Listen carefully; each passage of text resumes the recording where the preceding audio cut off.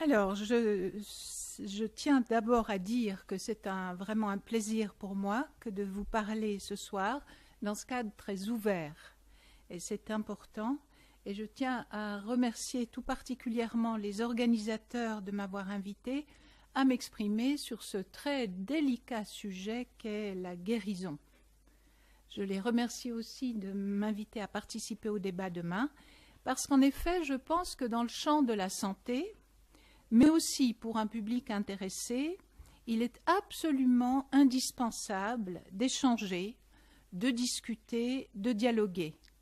Et donc, n'hésitez vraiment pas à me ou à nous poser toutes les questions que vous souhaiteriez. Je pense vraiment qu'il faut profiter de ces moments d'échange en direct. C'est quand même beaucoup mieux que par blog interposé. Alors, le thème de la guérison, je pense, est un petit peu audacieux à aborder parce que, et la richesse de l'argument en témoigne, parce que avec la guérison va la santé, va la distinction entre le normal et le pathologique, va notre conception du soin, va le traitement et donc aussi l'idée que nous nous faisons de notre rôle aujourd'hui dans la société. C'est une question particulièrement importante en psychiatrie. Quelle est la finalité aujourd'hui du soin en psychiatrie ? Comme il s'agit pour moi d'aborder ce thème de la guérison sous un angle psychanalytique, je vais en introduction vous donner d'abord quelques points sur, au fond, quelques points de repère généraux concernant la psychanalyse. C'est peut-être pas inutile, en effet, de rappeler en quoi consiste la psychanalyse aujourd'hui et sur quoi elle peut porter. Alors, qu'est-ce que la psychanalyse ? C'est une démarche clinique tout à fait particulière et spécifique, très spécialisée, qui permet de mettre en évidence des éléments qui ne seraient pas perceptibles autrement, qui ne sont pas perceptibles en dehors de cette démarche. Et c'est à partir de cette investigation particulière, spécifique, que se déploie le travail analytique qui, il faut bien le souligner, a une visée thérapeutique. Progressivement, cette démarche a permis de proposer une théorie générale du fonctionnement humain. Et c'est une réflexion qui s'avère être si puissante qu'elle a transformé beaucoup de nos idées les plus fondamentales. Ainsi, elle a transformé les notions de liberté, de destinée, de créativité, mais aussi les notions de souffrance, de plaisir, qui se sont trouvées complètement bouleversées, ayant des implications dans la société, dans les arts, dans la littérature. Bon, il faut bien dire que la psychanalyse n'a pas été la seule théorie à l'aube du XXe siècle qui a changé notre compréhension du monde. Elle s'inscrit dans un extraordinaire ensemble qui est la physique d'Einstein, la biologie, l'astronomie, etc., les arts et les sciences. Mais il est important de souligner que la psychanalyse a la caractéristique d'être issue de la clinique, de la médecine, de la psychiatrie. Elle est ancrée dans le fonctionnement somatique et psychique de l'être humain. C'est donc tout naturellement qu'elle s'est de tout temps intéressée à ce que soigner veut dire, à ce que guérir veut dire.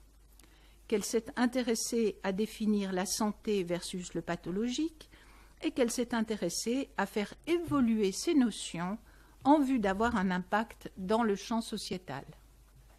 Je vous en donne tout de suite deux très brefs exemples, l'un historique, l'autre actuel. L'approvisionnement en alcool des soldats de la guerre 14-18 était vu comme totalement nécessaire à leur bonne santé.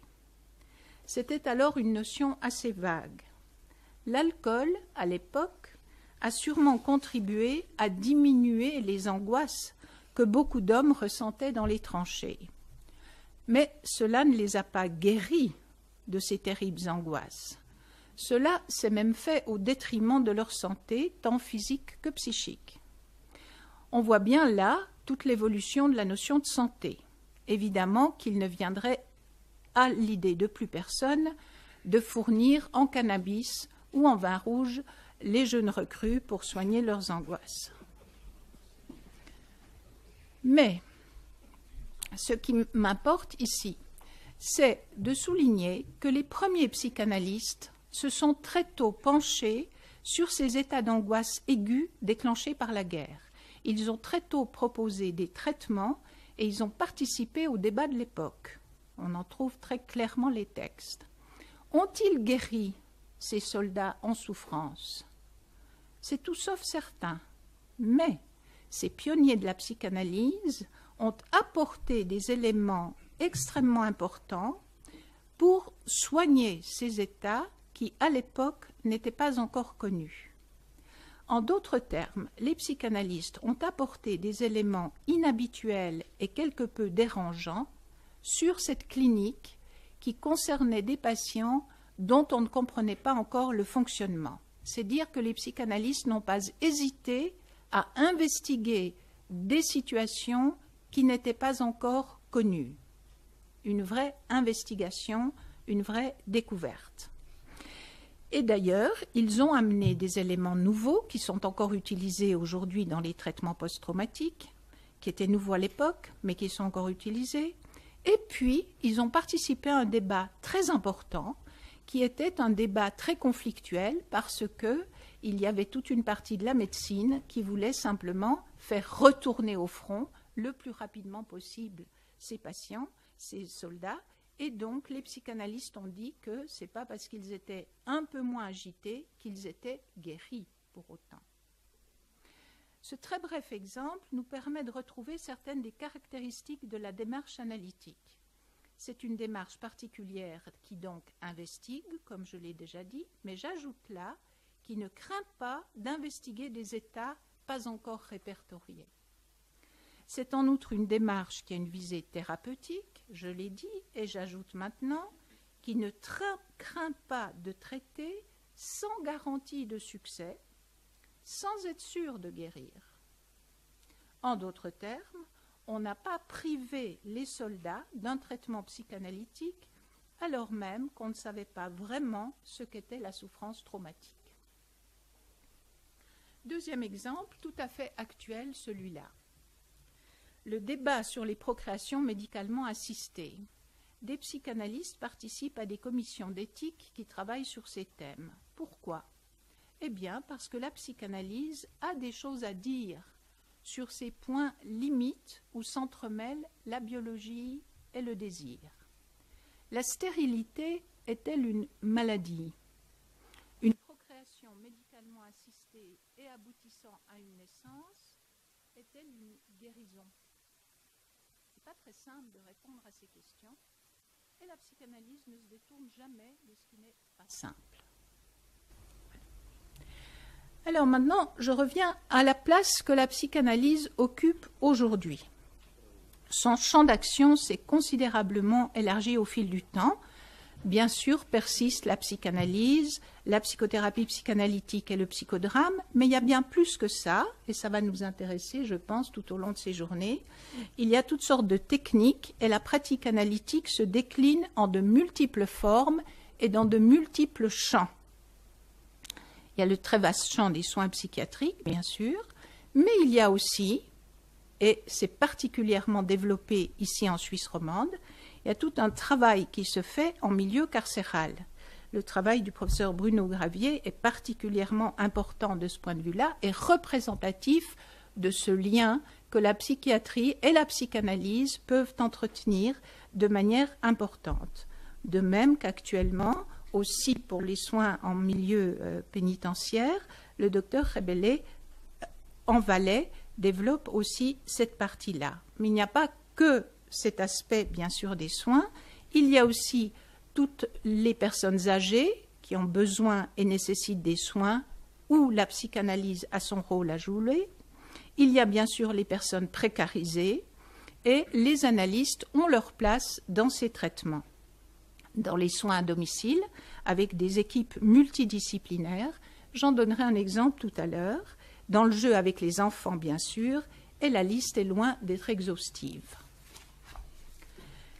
Comment est-ce que cet élargissement est-il devenu possible? C'est qu'au fil du temps, il s'est clairement avéré que la démarche analytique est suffisamment rigoureuse pour pouvoir élargir son champ d'action et faire évoluer la technique sans perdre son efficience. Et que dans sa forme contemporaine, elle est tout à fait à même de relever différents défis. J'en prendrai simplement 2 ici. Le premier, c'est que la notion de santé, et donc celle de guérison, évolue et se transforme, et il faut bien dire que ce sont des notions qui ne nous appartiennent plus en propre, elles appartiennent à la société. Et puis, il y a un autre enjeu qui est que l'accès à des soins de qualité nécessite aujourd'hui le plus souvent une approche large et très diversifiée. C'est à nous d'apporter une part spécifique dans ce concert qui, il faut bien le dire, peut facilement tourner à la cacophonie ou à l'informe ou à une espèce de consensus mou. Le travail psychanalytique peut très bien s'articuler avec d'autres interventions. Par exemple, pour une personne âgée qui a des troubles cognitifs, elle a droit, bien sûr, à une aide cognitive, à une aide médicamenteuse, à une aide sociale et aussi, bien sûr, à une aide familiale. Et puis, elle a droit aussi à une psychothérapie psychanalytique et même si son histoire, son passé est troué et d'oubli. Ce n'est pas des oublis, ce n'est pas des troubles cognitifs qui empêchent une approche psychanalytique. En psychanalyse, on ne réduit jamais un patient à son déficit. Au contraire, on voit la personne dans sa globalité et on peut proposer une psychothérapie psychanalytique à une personne qui a des troubles cognitifs. De même pour un enfant autiste. Bien sûr qu'un enfant autiste a droit à des mesures pédagogiques, à des mesures sociales, à des mesures d'aide familiale, etc. Et il a aussi droit à une aide psychothérapeutique, à une relation individualisée. Ça peut vous paraître, si vous n'êtes pas dans les soins, une évidence. Vous vous dites, mais pourquoi est-ce qu'il faut le dire? Eh bien, effectivement, on est obligé aujourd'hui de le dire parce qu'il y a, au fond, un débat à ce sujet qui voudrait dire qu'il n'y a pas besoin d'une aide individualisée ou que l'apport psychanalytique ne serait ni nécessaire, qu'il serait quasiment superflu. Nous ne pensons pas ça du tout. Et je vais développer cela. Parce qu'en effet, il y a toutes sortes de raisons de plaider pour une pluralité des interventions et surtout, je dirais, lorsque la guérison, comme dans le cas de l'autisme, comme dans le cas des troubles cognitifs, lorsque la guérison n'est pas au bout du chemin. Une de ces raisons, c'est que malheureusement, nul ne sait comment guérir un enfant autiste, nul ne sait comment transformer la vie d'un adulte souffrant de graves troubles narcissiques, nul ne sait l'origine d'une schizophrénie, d'où la nécessité d'être là, de continuer à chercher comment soigner, comment guérir peut-être, un jour, ces personnes aux prises avec des pathologies très graves. Et nous sommes obligés de le chercher avec à la fois une certaine modestie et beaucoup de détermination. Je dirais qu'on a là 2 mots-clés de la psychanalyse, modestie et détermination. Nous pensons en effet que quel que soit le trouble, et ce sera là la première vraiment proposition que je vous fais à discuter, quel que soit le trouble, quel que soit le contexte, il n'est aucune raison de priver quiconque des richesses de son monde intérieur. Un détenu, une personne âgée ou bien un bébé dans les bras de ses parents, un homme ou une femme complètement précarisés ont à l'intérieur d'eux une histoire, des liens plus ou moins douloureux avec leur passé, des richesses inconscientes, et ces richesses restent en grande partie latentes, mais elles peuvent néanmoins faire souffrir, voire rendre malades. C'est donc à nous de les aider à transformer cette problématique, et c'est une des manières de voir la guérison. Après cette brève introduction, qui vous pose un peu les possibles de la psychanalyse, je vais organiser mon exposé autour de 2 propositions pour ouvrir le débat. Ces 2 propositions sont les suivantes. La première, c'est que le modèle de guérison le mieux adapté à notre pratique serait, j'en fais l'hypothèse, on pourra en discuter, un modèle de guérison vu comme un équilibre dynamique instable. Puis la deuxième proposition que je ferai, ce serait qu'il nous faut absolument nous réapproprier des notions qui nous échappent et que la guérison en est une, et que nous avons à préserver notre liberté de penser et à préserver une certaine manière de soigner et de guérir parfois celles et ceux qui ont besoin ou désirent de s'adresser à nous. Alors, je vais étayer ces 2 propositions sur la psychanalyse parce que c'est mon job pour moi ce soir. Je les illustrerai en vous donnant de très brefs aperçus cliniques. Et puis, pour ne pas alourdir mon propos, je ne ferai pas de citation des différentes références que j'ai utilisées, mais je vous ai préparé une liste des références bibliographiques détaillées que vous pourrez prendre, je ne sais pas s'il y en aura assez, mais en tout cas qui est à disposition et que vous trouverez dans la liste que j'ai préparée. Comme ça, je n'ai pas besoin de faire tout le temps les références, ce qui coupe un petit peu le fil de ce que je vais vous dire. Alors, la première chose qui est la guérison vue comme un équilibre dynamique instable. Aborder le thème de la guérison sous un angle psychanalytique, c'est forcément, on n'y coupe pas, c'est parler de la pratique analytique. Et je vais vous donner un exemple au fond de cette pratique, non pas pour le détailler, je n'irai pas du tout loin dans les détails, c'est d'ailleurs une situation que chacun de vous pourrait rencontrer si vous êtes dans les soins. Il va s'agir d'une jeune femme diabétique très déprimée. Et je vais vous faire part d'un fugace moment dans le traitement, un fugace moment plein de bonheur, une sorte de moment de guérison.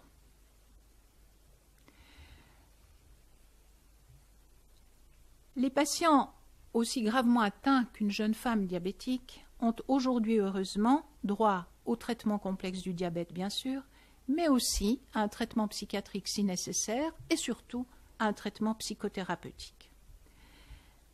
Car en effet, un diabète qui se découvre à l'adolescence, comme c'est le cas ici, ça bouscule complètement la vie du sujet et de son entourage.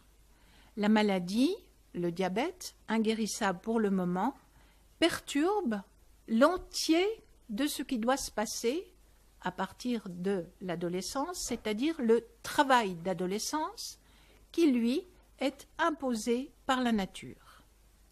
Donc, on va devoir travailler, si je me situe comme analyste, avec et pour le diabète, pas seulement contre lui, et en même temps avec et pour l'inévitable travail d'adolescence, et en même temps avec et pour la part dépressive, qui est réactionnelle au diabète, mais qui peut être aussi, comme dans ce cas, de fond, très importante chez cette jeune femme depuis l'enfance, où son enfance très chaotique ne lui a pas permis d'avoir des repères stables.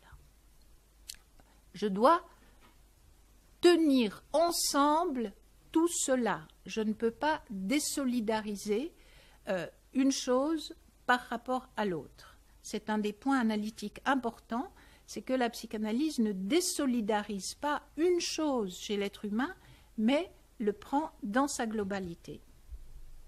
Juste pour rappel, le travail d'adolescence, au sens psychanalytique du terme, porte sur des choses assez précises. D'abord, on dit travail pour dire que c'est différents éléments qui vont travailler les uns par rapport aux autres. Ce travail, je vous le rappelle, a quelques caractéristiques, c'est qu'il est prédictible, mais inévitable. C'est assez embêtant pour l'être humain d'avoir affaire avec quelque chose qui est éminemment prédictible est impossible à éluder. Donc il faut y aller. Et c'est vrai que certains adolescents ne sont pas du tout prêts à ces transformations. Donc il y a déjà quelque chose de somatique, inéluctable à la nature, qui est donné là. Il y a donc cette intégration du corps pubertaire qui se fait au travers de choses diverses et variées, dont l'intégration des ressemblances, souhaitées ou non, avec les parents. Il y a aussi construction d'un idéal inhérent à l'être humain, idéal qui accompagne le sujet depuis l'enfance et qui, généralement, apparaît plus clairement que jusque-là comme inatteignable. Et puis, il y a la recherche de nouveaux objets d'amour, différents des parents ou trop semblables aux parents. Alors, quand une maladie aussi... Alors, je vais vous décrire ici un petit peu comment on travaille en analyse avec ce genre de problématique. Quand une maladie aussi pénible à supporter qu'est le diabète vient s'imposer, c'est donc tout ce travail somatique et psychique qui se trouve perturbé. Vient tout de suite, par exemple, la question, mais ça vient d'où ce diabète? Dans le cas de cette jeune femme, c'est sa grand-mère maternelle qui est diabétique. Et la voilà, qui reporte sur sa mère toute son agressivité normale d'adolescente, mais sans plus trouver d'issue à cette agressivité qui bute sur la génétique. Voilà, c'est ma mère qui m'a transmis des mauvais gènes. Maintenant, je suis enchaînée à cette lignée des femmes. Je ne peux plus trouver ma propre identité. Comme thérapeute, il me faudra doucement aborder cette fort délicate question. Et la psychanalyse, il faut bien le dire, est tout à fait susceptible d'apporter une aide importante pour décortiquer ce genre de problème. Cette jeune femme se trouve brutalement confrontée à ce qu'on a appelé, en français d'un mauvais terme, je le reprends ici, qu'on appelle le roc du biologique. Ce n'est pas une très bonne traduction, mais ça fait rien. Ça veut dire quelque chose qui est transmis par la nature sans volonté de quiconque. C'est le diabète ici. Mais ça pourrait être aussi d'être une femme, ou bien c'est d'être grand ou petit. C'est-à-dire c'est quelque chose qui ne dépend pas du sujet et auquel il est confronté. J'aborde donc ce thème avec elle en l'élargissant au thème plus général de son inévitable passage à l'âge adulte. Elle n'est pas seulement déprimée d'être diabétique, elle est aussi déprimée de n'être que ce qu'elle est. Ça, c'est presque tous les adolescents qui sont déprimés de n'être que ce qu'ils sont, et d'ailleurs, ce n'est pas seulement les adolescents. Cette jeune femme ne se plaît pas, elle se trouve moche et grosse, comme sont, dit-elle, les femmes de son pays d'origine. Au travers de cette élaboration, une porte s'est ouverte qui nous amène soudain vers une autre région de son monde intérieur, une région où le psychique rejoint le biologique. Elle est fragile narcissiquement dès avant l'apparition du diabète, et tout le travail identificatoire lié à l'adolescence s'en ressent. Alors, je vais cheminer avec elle sur ce difficile chemin en évitant, c'est le point important de la technique analytique, en évitant de l'enfermer dans l'une ou l'autre de ces problématiques. J'évite de faire d'elle une diabétique.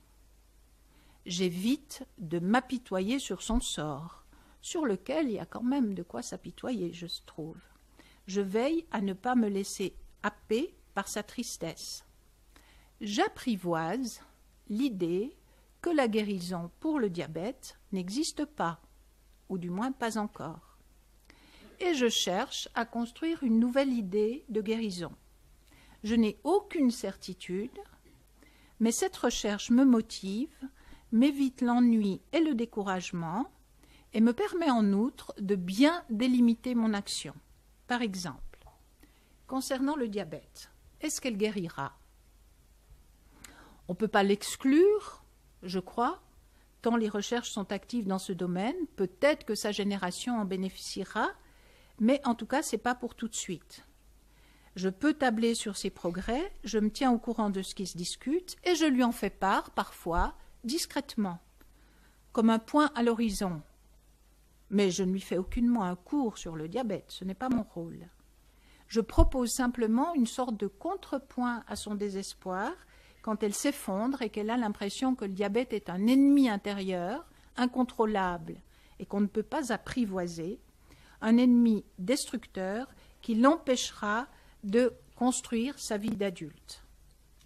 Donc j'établis un lien au biologique qui est assez réaliste. Il pourra y avoir des progrès qui amèneront peut-être un mieux pour le diabète. On ne sait pas encore. Et au fond, j'établis là un lien que la psychanalyse, en ses fondements, a établi au biologique.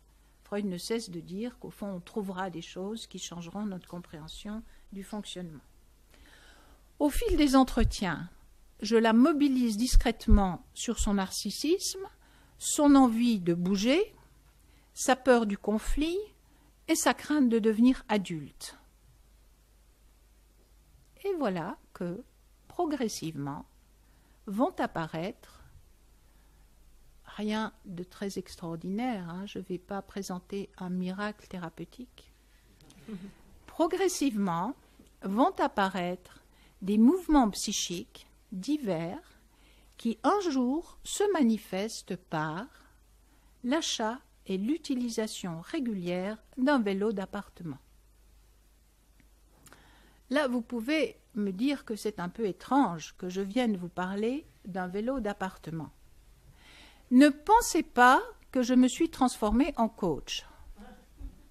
C'est pour moi exactement l'anti-modèle. Je n'ai rien suggéré. J'ai élaboré avec elle sa souffrance d'être confinée à l'intérieur parce que son ami est rivé sur des jeux vidéo. Elle a compris qu'il aime bien qu'elle soit là, même quand il ne s'occupe pas du tout d'elle. Et de ce fait, elle ne peut pas faire du sport qu'elle devrait quand même faire à cause du diabète. Avec le vélo d'appartement, elle réussit à trouver un compromis qui tient compte de nombreuses choses. De sa crainte panique de déclencher un conflit si elle demande plus d'attention à l'ami. Du besoin vital qu'est pour elle l'exercice. Le diabète réclame son dû de manière différente, mais de manière tout aussi exigeante que l'ami. Sur le vélo, elle se soigne, elle ne laisse pas l'ami seul. Elle a le désir de garder cet ami, même si elle a des doutes sur leur relation. Cette relation est insatisfaisante, mais lui permet de modifier un peu l'équilibre avec la mère. Et puis, il y a une petite prime de plaisir. Elle espère perdre du poids. Elle pense se trouver ainsi moins moche. Je n'irai pas plus loin dans la description de cette situation. Ce qui m'importe, c'est de mettre en évidence que la démarche analytique m'a permis ici, tranquillement, ça a pris du temps tout ça, d'aider cette jeune femme à construire une dynamique somato-psychique complexe. Cette dynamique est faite de plusieurs composantes qui s'articulent les unes avec les autres. Le diabète s'intègre à la problématique psychique, il devient un compagnon exigeant, certes, mais dont on peut comprendre les besoins, il n'est plus seulement un ennemi. En même temps, le narcissisme se trouve renforcé, et cela amène la patiente à avoir moins de crainte dans ses relations avec les autres. Elle a moins peur aussi de son désir d'être différente, moins grosse que les femmes de sa lignée. Ces divers mouvements ont pour conséquence d'assouplir le lien à la mère. La voici donc plus libre. Alors, revenons à notre thème. Est-ce une guérison ? Lucette m'a déjà interrogée là-dessus, alors je sais qu'elle va me reposer des questions un peu compliquées. Est-ce une guérison ? Eh bien, moi, je dirais oui et non. Je ne sais pas comment vous y pensez. Je vais vous dire moi, et puis après, on pourra en discuter. Moi, je dis oui, parce que la voici nettement plus à l'aise, plus libre, et sans souffrance. Mais, je dois bien dire aussi non, parce que les transformations qui ont amené à ce moment d'heureux équilibre ne sont pas suffisantes pour perdurer. Quelques semaines plus tard, elle repasse par un moment d'affreuse dépression. Bien, on va reprendre, on va reconstruire, on va retrouver les fils de cette liberté qui se sont recassés. Ce qui est important ici, me semble-t-il, de souligner, parce que je crois que c'est une des spécificités analytiques, c'est que ce moment heureux, fragile de guérison n'a pas disparu sans laisser de traces. Il ne faut absolument pas le voir comme un dessin sur le sable, effacé par le ressac. Pas du tout. Ce moment de guérison a laissé des traces. Certaines d'entre elles sont devenues inconscientes. Quand je la revois de nouveau très déprimée, elle me dit « je n'irai jamais bien, il n'y a jamais rien qui va ». Moi, je sais que non. Et je sais qu'à l'intérieur d'elle, il y a quelque chose qui peut se construire. Donc, beaucoup de ces traces sont devenues inconscientes, mais pas inertes pour autant. À nous de les faire ressurgir. Ce sur quoi donc je mets ici l'accent, c'est sur un processus qui va vers une guérison qui en elle-même n'est jamais pleinement acquise.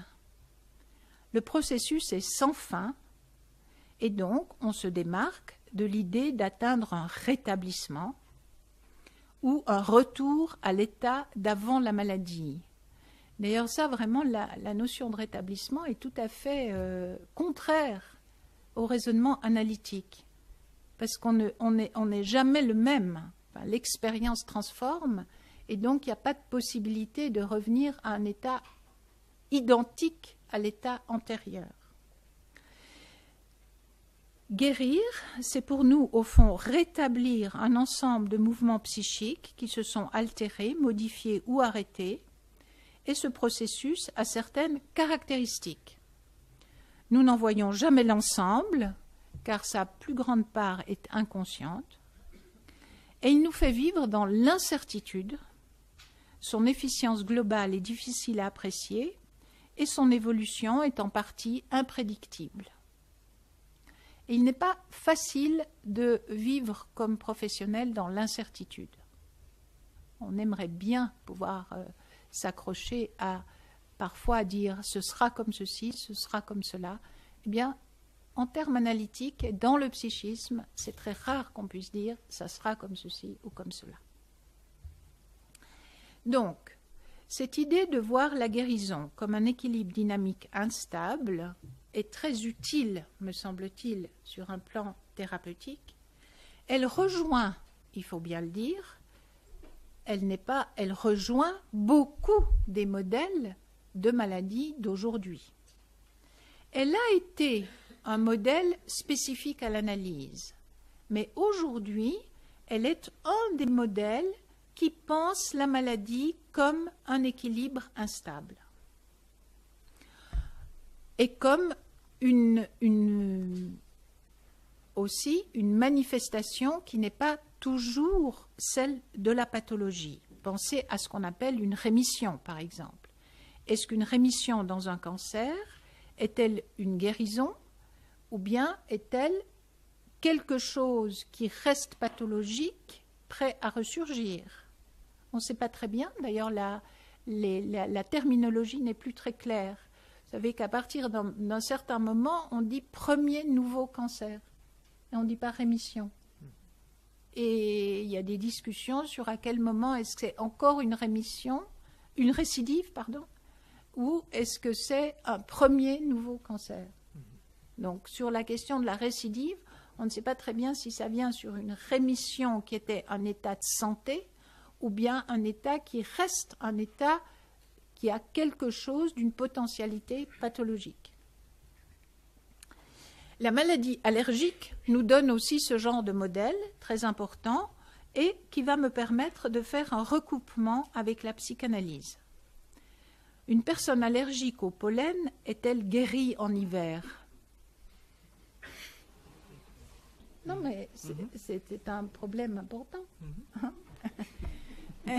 Non, elle n'est pas guérie, mais elle n'est pas manifestement malade. Donc on doit comprendre comment modéliser cela. Et ça, vraiment, c'est très proche, on peut dire, de ce qu'on peut se représenter sur le plan psychique. Imaginez la chose. Quand quelqu'un n'a pas d'allergie, il a pourtant des éléments internes, non visibles, des cellules particulières, qui ne sont pas actuellement alertées et qu'on ne voit pas.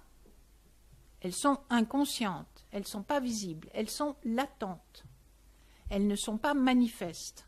Il faudra qu'il y ait un contact avec l'allergène pour que tout un travail de ces cellules se fasse et que sorte le symptôme, l'allergie, la maladie.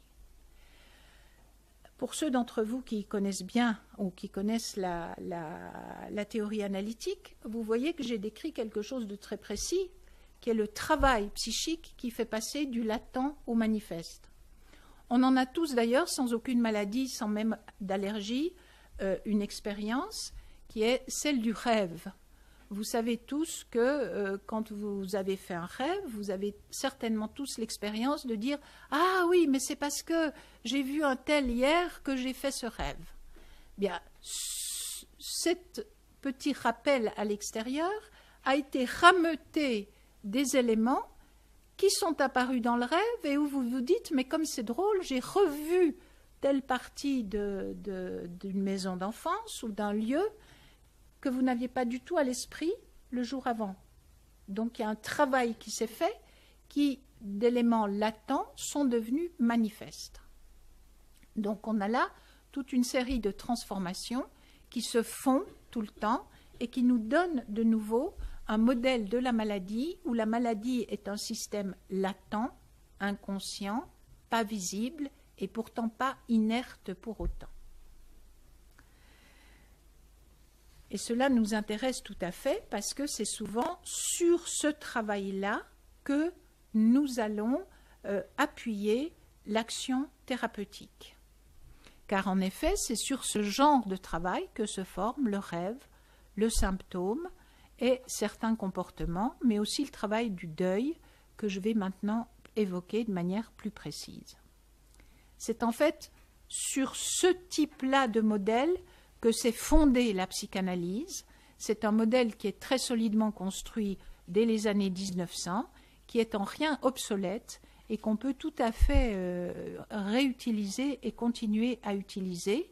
Il nous donne une idée de ce que l'équilibre au fond du normal est fragile et comment il est relatif par rapport au pathologique. Il y a un normal relatif. Peut-être que la jeune femme dont je parlais tout à l'heure, au moment où elle est active sur son vélo, dans tout l'équilibre que ça a créé, est-elle normale? Elle est fonctionnelle, en tout cas sans souffrance. Ça ne veut pas dire que les éléments de la pathologie ne soient pas là, en train de déjà peut-être la travailler en fonction de ce qui va se passer. Donc on est dans des notions qui commence à se relativiser et peut-être celle aussi, je crois, de guérison. D'une certaine manière, je relativise là la définition de l'OMS, qui nous paraît peut-être aujourd'hui un petit peu trop péremptoire quand même, je vous la rappelle. La santé est un état de complet bien-être physique, mental et social. Et ça ne consiste pas seulement, ajoute l'OMS, en une absence de maladie ou d'infirmité. 1946, on est peut-être un peu trop optimiste à cette époque-là. En psychiatrie, cette notion d'équilibre instable est très importante puisqu'on a tout le temps affaire à ça. Pensez à une personne dite borderline. Elle est sans cesse en mal d'équilibre entre des rages impulsives, le besoin impérieux d'être aimée. Elle oscille entre le registre pulsionnel incontrôlable et le registre des fantasmes qui la ramènent à un désir d'amour qu'elle pense être inassouvi. Autre exemple, dans l'anorexie, il n'y a plus d'équilibre entre les besoins vitaux, les besoins narcissiques et les besoins sexués. tout est excessif et ou bloqué.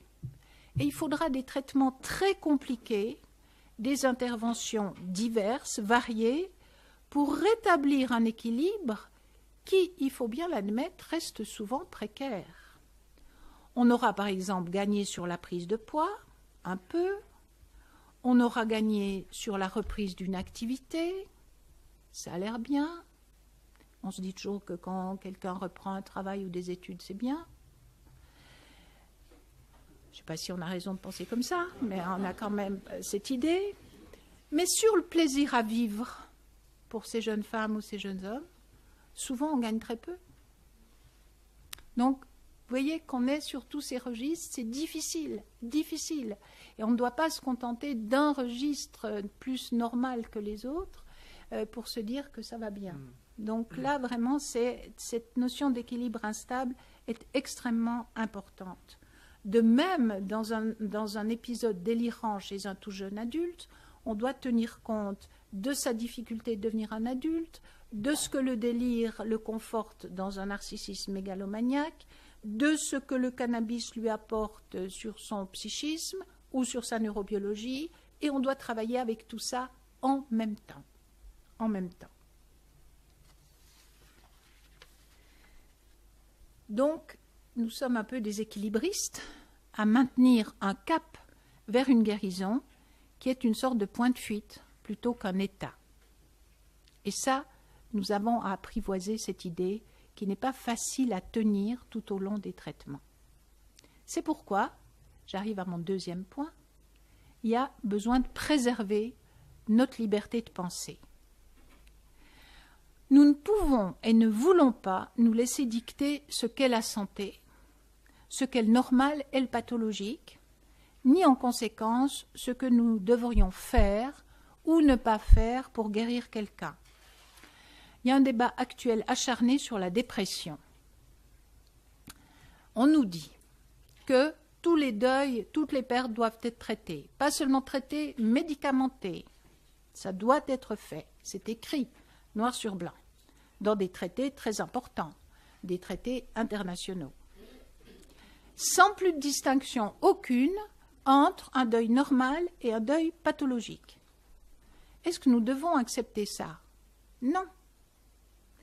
Le deuil est l'objet aujourd'hui d'une véritable emprise de la part de la société, une emprise très idéologique.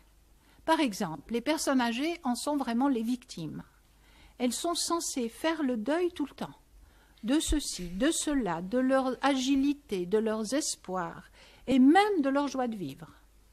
Avoir fait son deuil de ceci ou de cela serait une espèce d'image de la guérison. Et nombreux sont les programmes proposés pour faire son deuil. En fait, dans une pratique clinique individualisée, on voit tout autre chose. Si on accueille un deuil sans a priori, si on investigue un deuil sans a priori, en laissant la personne parler aussi librement que possible, on va découvrir que la tristesse, ressentie après une perte, est reliée par 1000 liens à des fantasmes, des souvenirs, des sensations, à des pans entiers de l'histoire de l'enfance. Arrêtons-nous un moment sur ce point clinique. C'est donc au cours d'une investigation précise et sans a priori qu'apparaissent ces multiples liens sur des éléments qui étaient restés invisibles jusque-là, jusqu'à cette perte. La tristesse après un deuil n'est pas du tout un petit ensemble compact, émotions tristes. C'est une résultante complexe de tout un processus qui n'a cessé de se modifier depuis l'enfance déjà. La tristesse, c'est le condensé manifeste de tout un processus latent. Et ce qu'on appelle en psychanalyse le travail de deuil, c'est un travail qui remue profondément, qui transforme et qui réélabore des conflits anciens et qui redonne vie à des espoirs perdus, qui rameute des éléments oubliés, qui ont gardé une fraîcheur tout à fait étonnante souvent.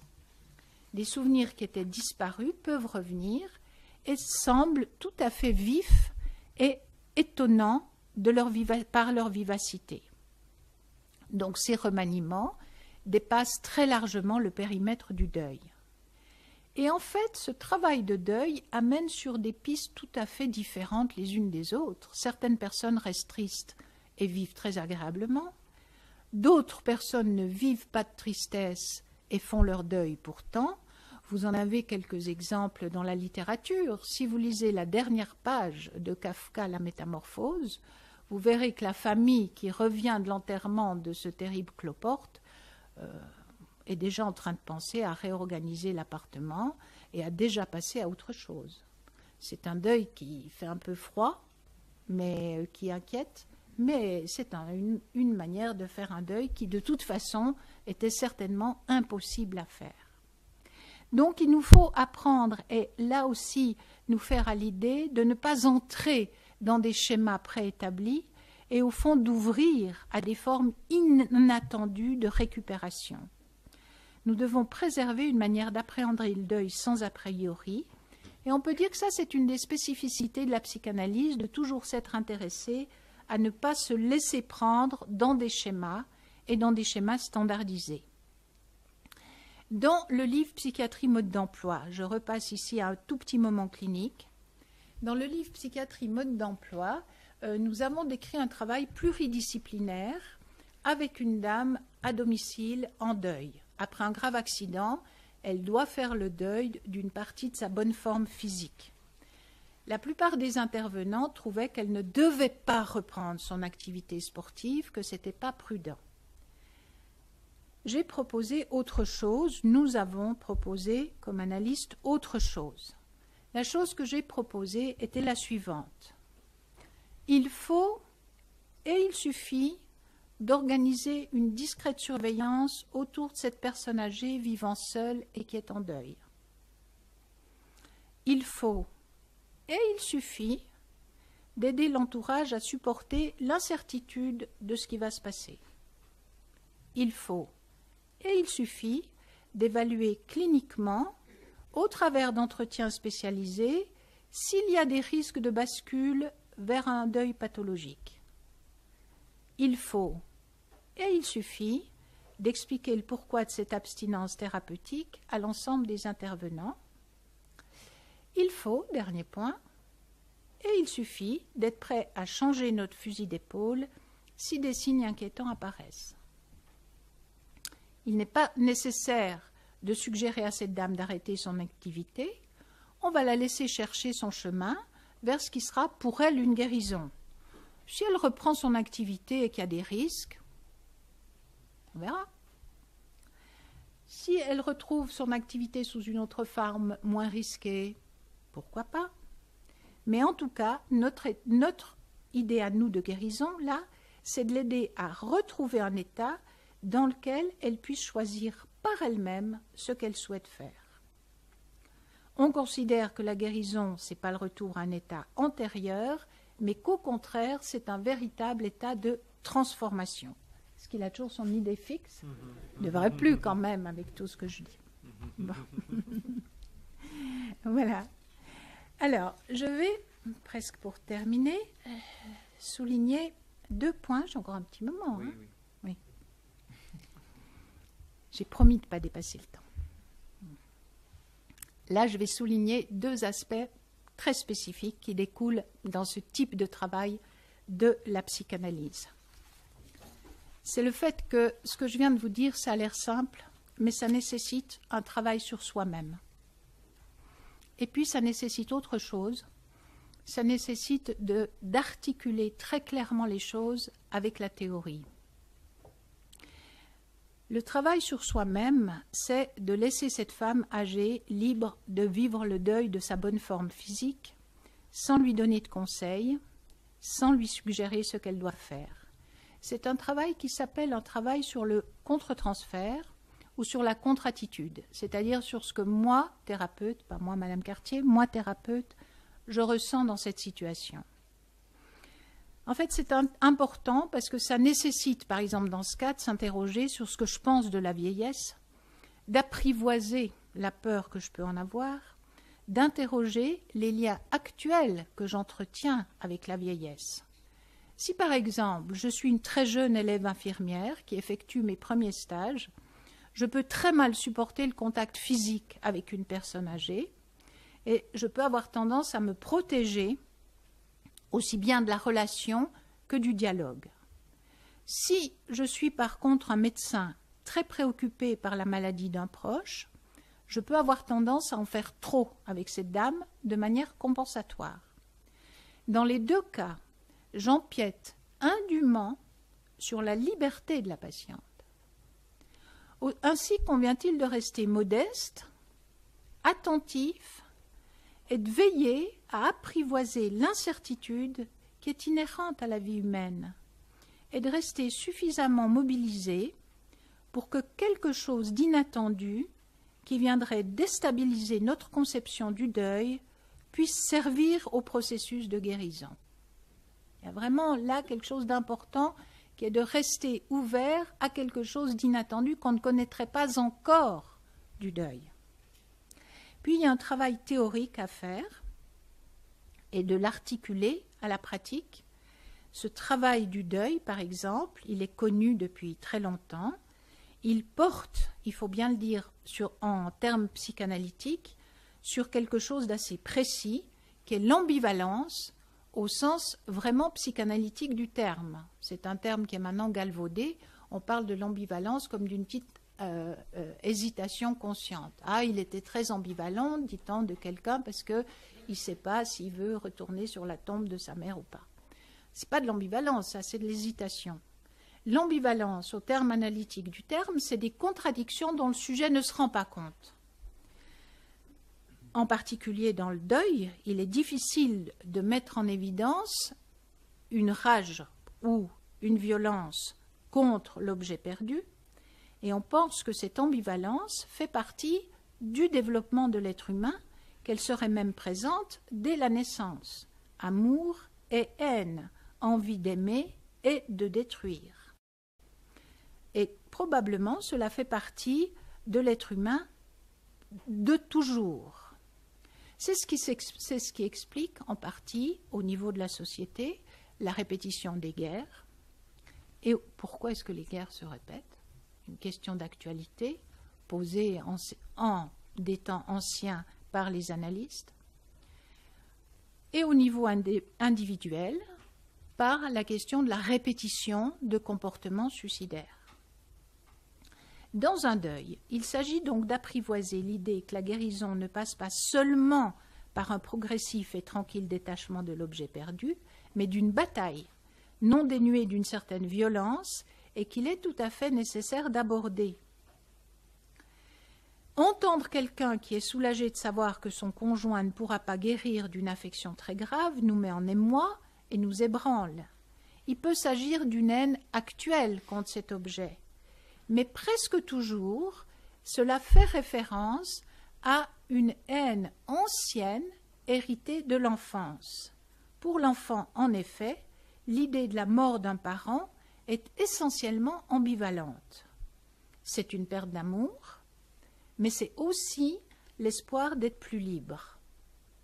On peut très bien assister à des questions de ce genre avec un enfant petit qui peut demander où est grand-père qui vient de mourir, est-ce qu'il est au ciel, est-ce qu'il n'est pas au ciel, est-ce qu'il continue à nous voir, toutes choses compliquées à discuter, mais importantes, parce que c'est comme ça que va se transmettre la capacité de faire un deuil.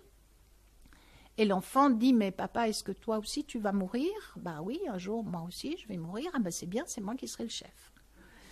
Si le père est très déprimé, ça tombe mal et ça peut avoir des implications qui coupent la discussion.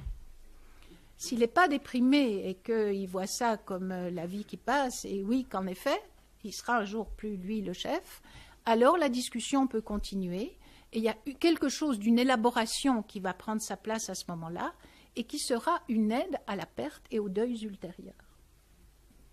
Vous voyez comment tout ce processus se construit de manière extraordinairement complexe au cours de la vie, et de parler avec un enfant de l'irreprésentable de la mort, c'est déjà une manière de préparer à des deuils futurs. Car en effet, au cours du deuil, il y a nécessité de renouer avec la détresse infantile et de pouvoir dépasser cette détresse par lui-même. Alors maintenant, pour conclure, je voudrais revenir sur 2 points et prendre un petit peu de champ et de distance, brièvement. Une fois que j'avais préparé ce texte, je me suis dit, il me semble que si j'écoute ce texte, il y a au moins 2 questions qui me viendraient à l'esprit, qu'il serait légitime de se poser. La première, c'est est-ce que ce travail que j'ai décrit là, thérapeutique, à visée thérapeutique, peut-être même de guérison, est-ce que c'est un travail aisé à réaliser? Est-ce qu'il est facile à réaliser? Eh bien non. Deuxième question que je me posais, est-ce que c'est un travail intéressant à effectuer? Eh bien, je pense oui. Très intéressant. Pourquoi? C'est un travail qui n'est pas aisé à réaliser. Parce que procéder de la sorte, comme je vous l'ai dit, moi je vous l'ai décrit assez simplement sans doute, mais dans la pratique, ce n'est pas aisé à réaliser parce que il est nécessaire à la fois de s'appuyer sur une solide base théorique, bien connaître la complexité du travail du deuil, bien connaître le travail d'adolescence, établir des liens entre le normal et le pathologique, apprivoiser aussi l'idée que les formes de guérison de deuil sont multiples, accepter de faire évoluer la théorie si la clinique amène à des éléments nouveaux qui n'étaient pas apparus jusque-là. Alors, je dois dire que ce n'est pas aisé, parce que aussi bien dans le travail avec l'équipe pluridisciplinaire que dans les entretiens avec la jeune femme, je n'ai pas une seconde de tranquillité. Je dois être très attentive, je dois faire attention, je dois veiller à ne pas me laisser embarquer dans ma tristesse ou dans ceci ou dans cela, et je dois veiller à garder mon cap thérapeutique. Mais il me semble, et j'aimerais aussi avoir votre opinion à ce sujet, que c'est un travail qui est très intéressant à effectuer en toutes circonstances et tant que le traitement dure. Avec quels avantages? Ce dont on est sûr aujourd'hui, c'est que c'est un type de travail qui n'est pas strictement réservé aux analystes, bien qu'ils doivent être adaptés, transformés ou modifiés si on n'est pas analyste, mais que ce travail qui inclut ce qu'on pense de la relation, qui inclut le lien à la part inconsciente de ce qui se passe pour le sujet, qui inclut l'incertitude et qui inclut aussi le lien à la théorie, c'est un travail, ça nous le savons, qui évite le burn-out. Et c'est très important parce que nous sommes en psychiatrie extrêmement susceptibles d'être en burn-out. C'est un métier à risque de ce point de vue-là. Et c'est aussi un type de travail qui nous évite de ne pas tomber dans la routine. Il est tout à fait possible d'organiser une réflexion sur les contre-attitudes des uns et des autres dans un travail conjoint entre psychanalystes et intervenants en psychiatrie ou en médecine. On peut ainsi personnaliser au maximum le traitement et c'est sans doute pour le patient un des chemins privilégiés pour vivre des moments de guérison. Vous verrez d'ailleurs, vous aurez peut-être vu qu'avec la dame âgée, où j'ai dit « il faut et il suffit », j'ai un petit peu contribué à diminuer les coûts de la médecine. Pas si mal non plus, parce qu'on n'en a pas fait trop. On a fait un traitement suffisamment bon. Et c'est extrêmement intéressant de procéder de la sorte. Je peux ça vraiment dire que je le sais d'expérience, que c'est très intéressant, et de l'expérience de beaucoup d'intervenants en psychiatrie ou en médecine avec lesquels j'ai le plaisir de travailler depuis longtemps. Je peux, et ce sera ma conclusion, l'affirmer aussi par un tout autre biais, peut-être de manière un petit peu taquine, en vous donnant une sorte d'anti-modèle, de vous présenter un personnage qui travaille complètement différemment de ce que je vous ai proposé. Pour ma part, c'est un personnage qui m'est particulièrement antipathique. C'est le fameux docteur Coué et sa méthode. La méthode Coué, dans les années 20, a eu un extraordinaire, pas extraordinaire pour l'époque, a eu un immense succès. Et d'ailleurs, il y avait tout un débat, analyse, Coué. Et vous vous rappelez sa formule, je vais de mieux en mieux, et je constate que je vais de mieux en mieux. Et je vais donc vers la guérison. C'est assez compréhensible qu'à l'époque, un médecin comme ce, il n'était pas médecin, il était pharmacien, ait eu des idées sur la guérison qui nous paraissent ridiculement simples. Chose intéressante, les idées de l'époque sur l'analyse et sur la guérison ne paraissent pas ridiculement simples. Beaucoup d'entre elles restent encore tout à fait importantes, même s'il faut les replacer dans le contexte aujourd'hui. Mais sa méthode, au docteur Coué, a eu une vogue extraordinaire dans les années 20. Ça ne me choquerait pas. On sortait de la guerre, beaucoup de traumatisés, on fait ce qu'on peut. Ce qui est quand même étonnant, c'est que cette méthode continue à avoir des émules sous toutes sortes de formes. Et je vous ai dit combien j'étais contre l'idée d'être un coach, et que je ne le serai jamais, bien sûr. Soyons clairs, c'est pour nous un anti-modèle. Suggestion, autosuggestion, croyance, emprise sont autant de mots tout à fait étrangers à la psychanalyse.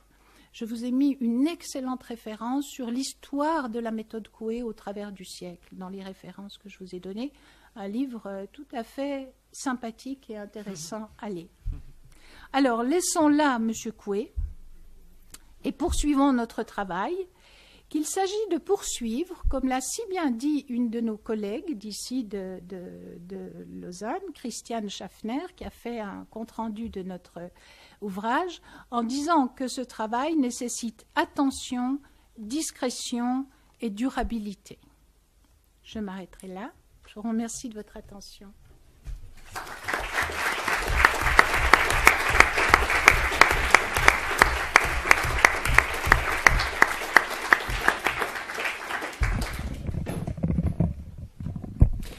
Merci beaucoup, Florence Cartier, pour je reprends vos mots, pour ce plaidoyer pour l'aventure psychanalytique, donc une aventure de soins sans garantie.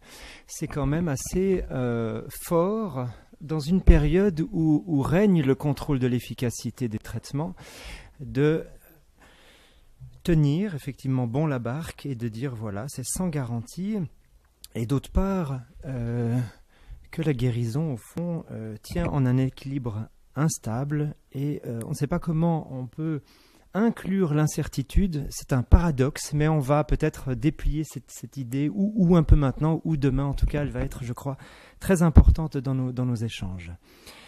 Merci donc beaucoup pour cette généreuse conférence. Et j'ai le plaisir maintenant de céder la parole à Lucette Nobs, qui est donc membre de notre comité d'organisation, qui est psychologue, psychothérapeute, psychanalyste, membre de la Société suisse de psychanalyse, et qui s'est proposé donc de rebondir à ces propos pour les faire, on va dire, les mettre en équilibre instable. Hein.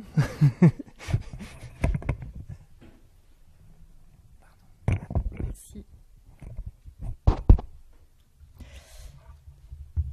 Merci Florence pour ce parcours très éclairant et cette mise en perspective de la compréhension psychanalytique de la guérison. Alors, je vais peut-être en préambule, j'ai essayé à la fois d'associer, de rebondir, comme disait Christian, d'associer à partir de tes propositions et puis de les questionner ou peut-être de faire un certain nombre d'hypothèses plus que des questions. Je crois que ton texte et ton intervention prêtent à ça. Alors, un peu en préambule, je me disais que le thérapeute, le psychanalyste, il porte et il suspend en même temps l'espoir de guérison. Il y répond par sa présence, par la disponibilité de son écoute, mais il fait aussi entrer le patient dans une temporalité qui semble éloigner le patient, éloigner le dispositif du but recherché qui serait la guérison. Donc l'hypothèse que je vous soumets, il y a à la fois un partage et un écart quant aux représentations but du projet thérapeutique. Le deuxième point de préambule, qui est en référence à Freud dans Malaise dans la culture, où Freud nous rappelle, alors c'est intéressant de le rappeler maintenant, aujourd'hui, et je trouve que ça colle particulièrement avec les exemples que tu nous as donnés. Freud rappelle qu'il y a 3 ordres de réalité constitutifs de l'humain, c'est-à-dire auxquels l'humain doit se confronter, qui fait la constitution de l'humain et en même temps sa vulnérabilité. Ces 3 ordres de réalité, et tu vas les reconnaître évidemment, c'est le rapport au corps et à ses défaillances, et on pourra y revenir à partir des exemples cliniques, le rapport à la nature et à l'environnement, et j'y inclus l'espace et le temps dans le rapport à l'environnement, et le troisième élément, l'ordre de réalité, c'est le rapport à l'autre. C'est l'altérité. Et qui ouvre sur les pathologies du narcissisme, tu en as parlé, qui sont des pathologies de la relation. On pourrait dire que ces 3 ordres de réalité sont traversés, d'une certaine manière, par la question du sexuel, et du sexuel infantile en particulier.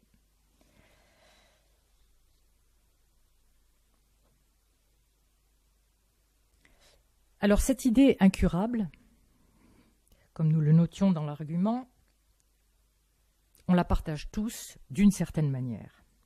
C'est-à-dire qu'il y a dans l'idée de guérison un incurable désir de retour à l'intégrité. En même temps que, évidemment, ça pose question, et tu as déjà battu en brèche cette idée, mais je pense qu'elle est en effet ancrée dans l'humain. On devrait pouvoir guérir de la maladie. Et la médecine et les développements de la médecine vont aussi dans ce sens. On est infertile, mais maintenant il y a une technologie biomédicale qui permet de rapprocher de manière évidente la question de l'enfant de couple infertile. Et tu nous montres de manière très convaincante que si guérison il y a, c'est par la mise en mouvement de tout un processus de transformation rendu possible par l'élaboration conjointe du thérapeute et du patient de la conflictualité interne telle qu'elle va se mettre en scène dans le transfert et dans le contre-transfert. Et peut-être qu'on pourra revenir à propos de la clinique sur les questions subtiles du transfert et du contre-transfert dans les situations que tu as décrites. Alors j'ai retenu deux signifiants, deux notions qui m'ont paru extrêmement importantes. Je t'avais dit, je crois que j'ai beaucoup aimé ton titre, parce que ton titre m'a permis de... l'idée d'apprivoisement, la guérison apprivoisée, je trouvais que c'était un très beau titre. Il y a l'apprivoisement et il y a l'équilibre instable dynamique, dans lequel les 3 termes comptent, à mon avis, beaucoup. C'est-à-dire l'équilibre, déséquilibre, le dynamique et le statique, la stabilité et l'instabilité. Donc c'est la notion de guérison qui mérite d'être apprivoisée. L'idée même, tant on doit tenir compte des tensions qui peuvent exister entre le désir légitime de guérir, le désir, la volonté, le besoin, et l'expérience elle-même de la maladie et de l'éventuelle sortie de la maladie. Confrontation, tension entre le désir et l'expérience. Tension entre les soignants et les soignés, dans le différentiel des représentations et des fantasmes et des éprouvés qui sont en jeu dans la rencontre thérapeutique. Tension aussi dans le champ qui est le nôtre entre les exigences de la méthode analytique, telle qu'elle trouve son efficience dans la cure, et les aménagements et la malléabilité d'une technique dans ces différents domaines d'application, ce que tu nous as montré excellemment. Tension enfin entre l'évidence d'un soulagement et d'un moment de résolution, et l'horizon du mieux-être qui se dérobe quand ce n'est pas le scénario traumatique qui se répète, quand s'exprime la résistance au traitement, et que l'on peut y voir le refus de guérir de ce que Freud a appelé la réaction thérapeutique négative. Il y aurait dans l'idée d'apprivoisement la nécessité de rendre familier ce que la guérison pourrait avoir d'étrange, voire de dangereux. La guérison, ça ne va pas de soi. Il me semble que ce paradoxe peut s'entendre dans ce que tu nous as dit, guérison désirable et redoutée, comme dans la situation clinique de la jeune femme diabétique. La présence du thérapeute s'impose malgré, à cause de la neutralité, l'abstinence, la discrète bienveillance, et impose une certaine dépendance à la fois voulue et combattue. La situation thérapeutique met en œuvre des éprouvés conscients et inconscients, tu l'as suffisamment souligné, dans lesquels coexistent des contraires. Mais elle permet aussi que se crée un espace transitionnel, espace où se mouvoir. Tu revendiquais la liberté de penser pour le patient et pour l'analyste, ou penser sans risque d'empiètement, c'est-à-dire que la présence de l'autre, que l'altérité ne vienne pas empiéter sur les représentations du sujet pour lui-même, dans sa liberté, ou de vertige, si l'objet se dérobe, c'est le vide. Alors, comme je ne vais pas empiéter sur le temps, je vais réduire la discussion, je vais juste peut-être rassembler les situations cliniques, parce qu'il me semble que tu insistes beaucoup sur la question du deuil, que la question du travail du deuil est comme le paradigme de ce que pourrait être la guérison, c'est-à-dire les forces qui sont mises en jeu pour que ce travail s'effectue au mieux dans des équipes ou dans le dialogue individuel. Mais c'est une question il me semble, essentielle dans l'horizon que tu bornes de la guérison, qui est cette question du deuil. Alors on pourrait peut-être revenir sur, par exemple, la jeune femme diabétique qui ressent une blessure narcissique face à une maladie chronique qui lui tombe dessus à l'adolescence. Il y a la personne âgée qui est diminuée par un accident au cours d'une activité physique qu'elle investit particulièrement, offense narcissique. L'infertilité est une offense narcissique. Alors, vécue plus ou moins bien, avec aussi des guérisons spontanées. On ne doit pas oublier qu'il y a évidemment des possibilités de guérir d'un deuil, par exemple. Mais la question, il me semble, pour la thérapeutique et pour les pistes que tu nous indiques, il y a une question qui se pose entre l'articulation du narcissisme et des pathologies du narcissisme qui se greffent sur, par exemple, qui compliquent les problématiques du deuil. Ce serait une de mes questions et peut-être qu'on va ouvrir la discussion. Merci. Merci.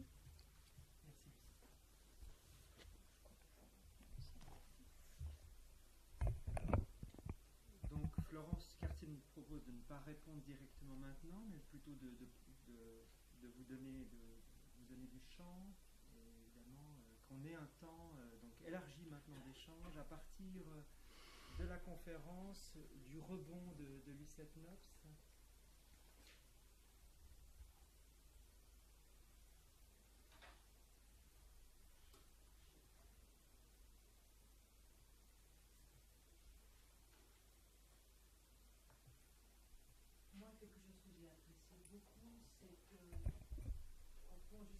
la guérison, la santé ou la vie qui est un équilibre instable.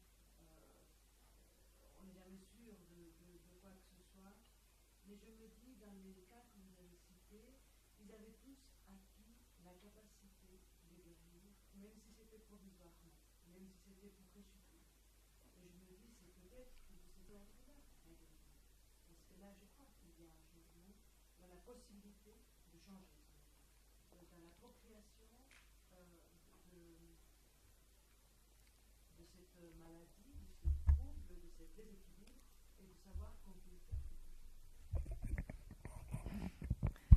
chose. Vous posez une question très très difficile. Hein. Est-ce que quelqu'un...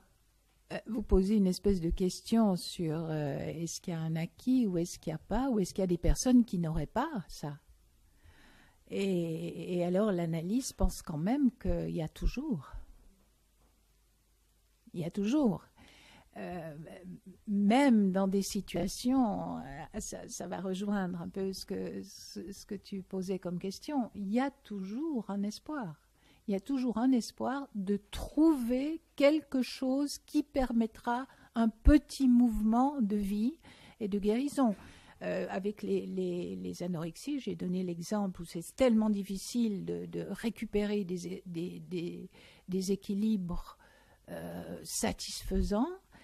Bon, vous avez Philippe Jamet, vous l'avez sûrement souvent entendu dire qu'il faut quand même y aller, continuer, même quand on a l'impression que ça ne va pas, qu'il n'y a pas de vie, qu'on n'arrive pas. Et donc ça, si vous voulez, c'est une des caractéristiques du travail analytique. C'est au fond de dire on va continuer à chercher de la vie, même quand on a l'impression qu'il n'y en a plus. Et il y a certains moments où de célèbres analystes n'ont pas tout à fait réussi ça. Un de ces analystes célèbres, c'est Freud. Parce que le moment où il fait son hypothèse de pulsion de mort, c'est un moment où vraiment il a un espèce de sentiment que le narcissisme, que ce qui est, si vous voulez, les fondements d'une personnalité, il n'arrive plus à le bouger et qu'il ne va pas y arriver. Et donc là, il y a un moment chez lui, quand même un clinicien de première force, et il a à peu près 30 ans de métier, plus à ce moment-là, quand il fait cette hypothèse. Donc, il faut quand même voir qu'il y a des moments où, en effet, nous aussi, nous pensons, mais ça ne va plus bouger, ou c'est pas possible, ou non, mais c'est quand même dans le cerveau, c'est pas possible, on ne va pas quand même continuer avec ces troubles narcissiques impulsifs, non. Et puis, oui, il faut continuer. Donc, il y a quand même une idée très forte en analyse qu'il y a possibilité de trouver du changement, il y a possibilité de construire ces petits moments de guérison. Aussi bien dans des situations justement où il y a des troubles cognitifs, ou bien vous avez aussi, ça a été bien décrit justement dans ce qui est avec des détenus, avec des pathologies extraordinairement terrifiantes ou graves. Eh bien on continue, on y va, on cherche et on va chercher là où il y a de la vie.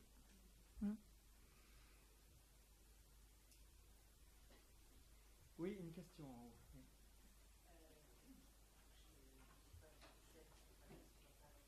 Pardon.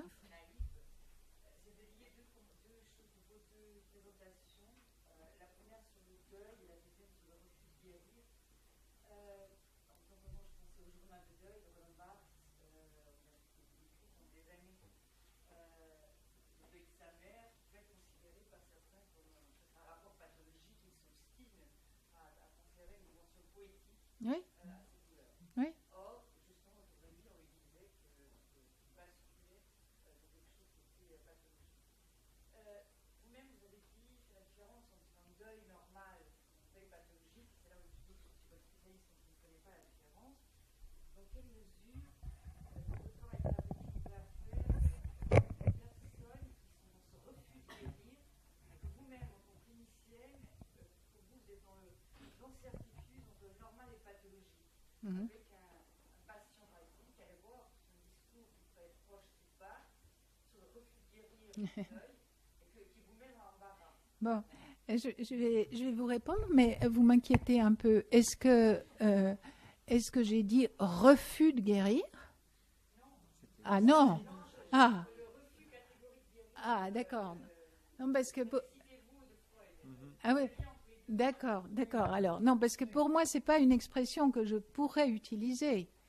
Parce que je pense que le mouvement vers la guérison est un mouvement beaucoup plus inconscient que conscient, et que quand quelqu'un ne prend pas son traitement, par exemple, alors on dit « oh, il met en échec » ou « il refuse de guérir ». Je ne pense pas du tout que ça traduise quoi que ce soit d'un refus. C'est une difficulté dans laquelle il se trouve, sans doute narcissique, une peur ou quelque chose, mais de quelque chose de très compliqué. Donc, pour moi, refus de guérir, c'est pas une expression que j'arriverais facilement à utiliser. Alors maintenant, sur le deuil normal ou pathologique, c'est un point très important parce que ça nous permet de redéfinir un peu cette question de la guérison, et en partie, j'espère, de te répondre, Lucette. Alors, si vous voulez, de nouveau là, on va prendre une position assez clinicienne, qui paraît un peu presque simple, parce qu'elle est pragmatique. Le deuil normal, c'est un deuil qui n'empêche pas le sujet de vivre. Il peut être triste très longtemps, il peut être très mal, il peut être... et en même temps, il continue à vivre. C'est le « en même temps » qui est important. On doit toujours... Là, par exemple, justement, il y a un deuil. Les amis de Barthes lui disaient « c'est un deuil, ça ne va pas, il ne faut pas être attaché à sa mère si longtemps ». Et bien lui, on faisait de la poésie. J'entends, il y avait quelque chose où... Vous pouvez voir, vous devez tout le temps, il nous faut tout le temps évaluer quelque chose. Est-ce que l'affect dépressif, ou ce qu'on appelle le deuil, empêche ou non le sujet de vivre? Il y a des gens qui sont en deuil et qui continuent à vivre. Cette dame dont je vous parle, dont nous avons pris l'exemple, elle était chez elle, elle ne voulait plus sortir, mais chez elle, elle lisait, elle mangeait normalement, elle était dans un espace protégé où elle vivait. Le deuil pathologique, nous le connaissons relativement bien, et c'est quelque chose de très dangereux. C'est quelque chose qui va empêcher le sujet de continuer à vivre. Ça peut se manifester par des choses qui touchent à la nécessité de vivre. Ça peut être quelqu'un qui ne mange plus, ça peut être quelqu'un qui ne bouge plus, ça peut être quelqu'un qui vraiment n'est plus dans la vie. Après, ça peut encore prendre des formes pires, où le sujet peut lui-même se prendre comme objet de deuil et même aller jusqu'à se tuer. Mais si vous voulez, c'est quand même des différences cliniquement que nous connaissons. Un processus de deuil est un processus dynamique qui n'empêche pas le sujet de continuer à vivre, et un processus de deuil pathologique est un processus où vraiment il y a un arrêt du processus de transformation. Après ça, ces formes dynamiques de transformation peuvent être multiples. C'est là où il ne faut pas se tromper. C'est que la voie du deuil normal n'est pas du tout uniforme.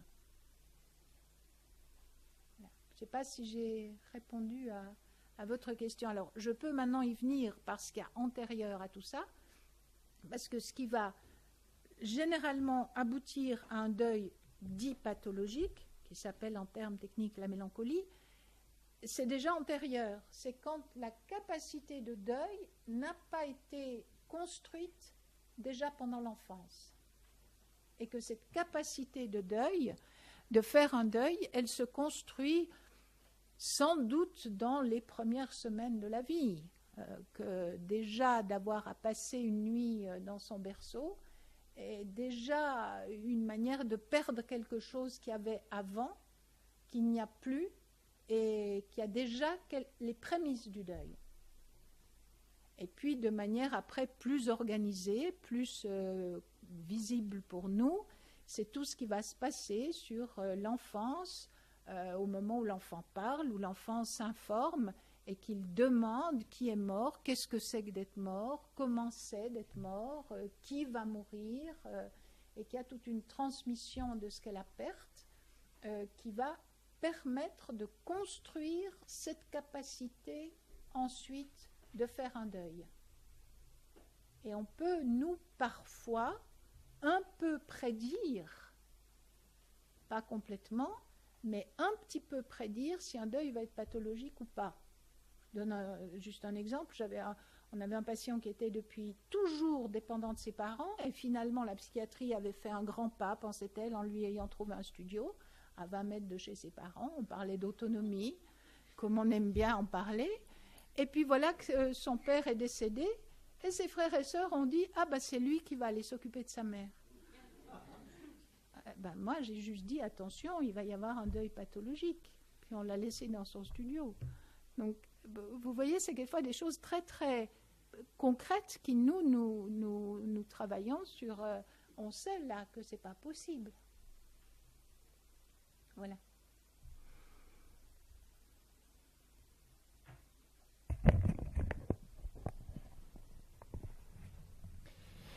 Bien, mesdames et messieurs, on va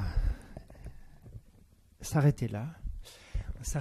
Parce que, bien sûr, c'est toujours un moment délicat. Hein. On est partagé entre le désir de poursuivre cet échange, parce qu'on a pris une certaine vitesse maintenant de pensée, et beaucoup d'éléments nous ont été proposés, et le temps de digestion était un peu court, mais enfin, on doit quand même s'arrêter momentanément, puisqu'évidemment, nous continuerons...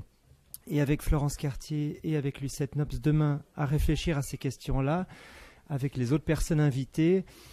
Et puis, je suis en tout cas assez heureux que le hasard ait fait que le dessin que nous ayons choisi ce soir soit celui-là, parce que donc nous avons invité, comme nous le faisons chaque année, un artiste à ponctuer au fond nos échanges, et nous avions demandé à Mix et Remix donc d'être là et de dessiner en direct, mais il a préféré nous livrer à partir de la lecture de l'argument 3 dessins, et vous découvrirez demain les 2 autres. Et il se trouve que nous avions choisi celui-là pour ce soir parce qu'il y avait un divan,